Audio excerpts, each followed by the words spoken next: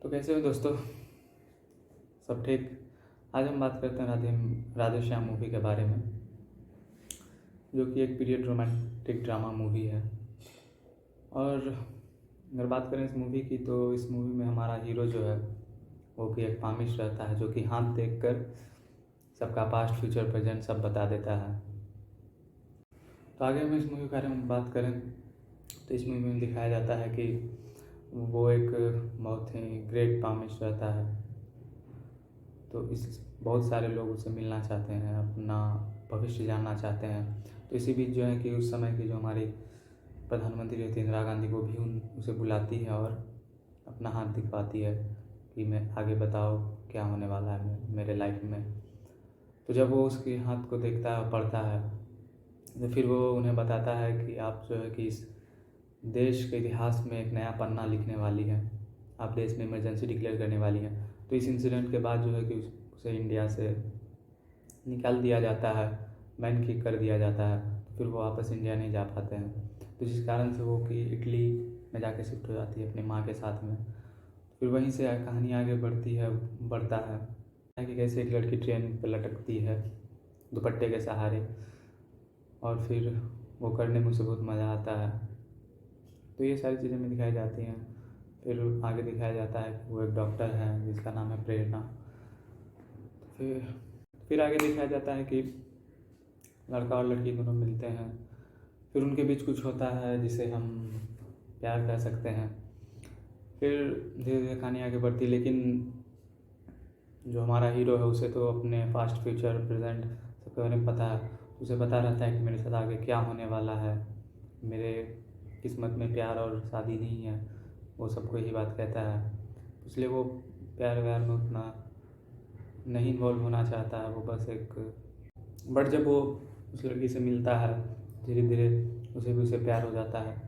लेकिन फिर वो डिसाइड करता है कि वो उसे छोड़ के चला जाएगा, क्योंकि वो अपना फ्यूचर देख चुका रहता है कि उसके साथ क्या होने वाला है।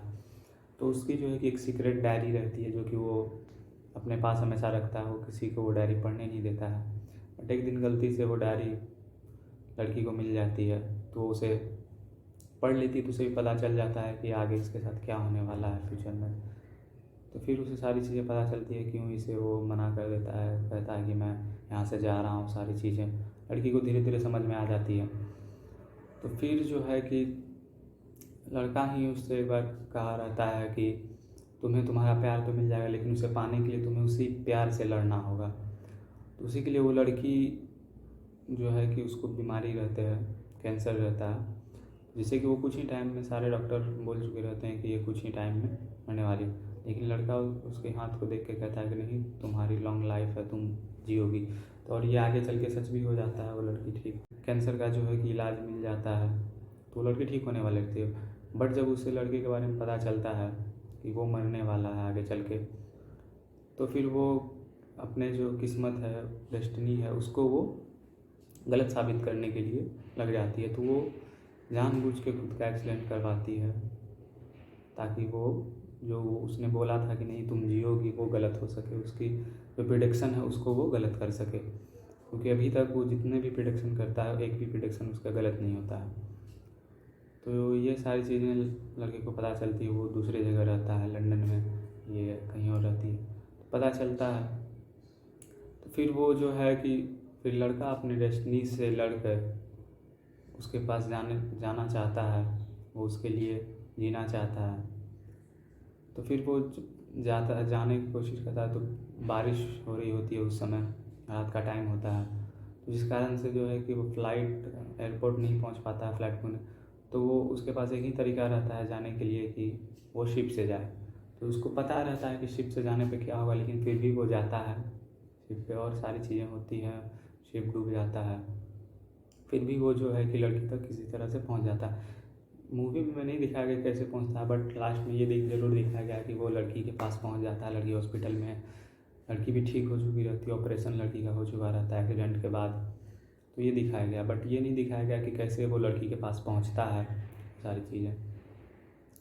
तो लास्ट में ये कहा जाता है कि नाइन पामिश जो है फार्मूल, तो लास्ट में यही कहा गया है कि ज्योतिष विज्ञान जो है वो 99% ही साइंस है। बाकी 1% जो है वो लोग मानते हैं, कुछ 1% लोग ऐसे भी होते हैं जो खुद अपनी मेहनत से अपनी किस्मत को लिखते हैं, अपना फ्यूचर डिसाइड करते हैं। तो वही है, इसीलिए उसके गुरु ने भी उसे कहा था कि 99% ही ये साइंस है, 100% साइंस। बट लड़के का मानना था कि नहीं, ये 100% साइंस है। तो ये चीज़ लास्ट में रॉन्ग प्रूफ हो जाती है, गलत साबित हो जाती है, क्योंकि लड़का एक लड़की से भी एक लड़की उसे मिलती है ट्रेन में, उसका भी हाथ देकर प्रिडिक्ट करता है कि तुम एक अच्छी आर्चर नहीं बन पाओगी, तुम पढ़ाई पे फोकस करो। बट वो फिर भी एक आर्चर बन के दिखाती है, तो उसके प्रिडिक्शन को वो गलत कर देती है। तो ये चीज़ लास्ट में हीरो को भी समझ में आ जाती है। बट अब आते हैं मेरे पर्सनल विचार पे। तो सारी चीज़ें तो मूवी में अच्छी दिखाई गई हैं, सीन्स वगैरह सारा जो भी है अच्छे लगते हैं हम देखने में। कभी कभी तो आप फील करोगे कि आप मतलब एक पेंटिंग देख रहे हो, कोई मूवी सीन नहीं है, एक पेंटिंग है। और बहुत सारे सीन को ग्रीन स्क्रीन पे शूट किया गया, ये भी कहीं कहीं अगर आप ध्यान से देखोगे तो आपको समझ में आएगा। बाकी VFX वगैरह का उतना यूज़ नहीं है, थोड़े बहुत यूज़ हैं, बट जहाँ भी हैं वो बहुत अच्छी तरीके से यूज़ किए गए हैं। तो ये सारी चीज़ें हैं।